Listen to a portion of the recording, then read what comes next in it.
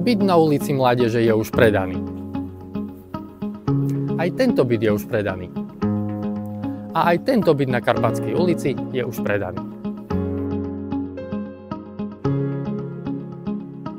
No a pevne verím, že si čoskoro poviem predané aj pred týmto vchodom, pretože byt, ktorý si o chvíľočku ukážeme, je zatiaľ na predaj. Tak poďme na to.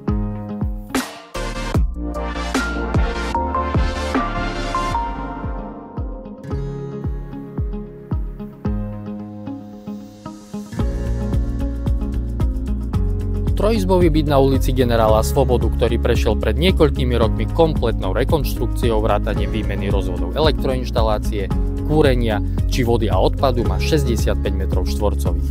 Pozostáva z priestrannej obývacej izby orientovanej na východnú svetovú stranu, veľkej detskej izby s výstupom na lodžiu, spálne, kuchyne a kúpeľne so sprchovacím kútom, vrátane toalety.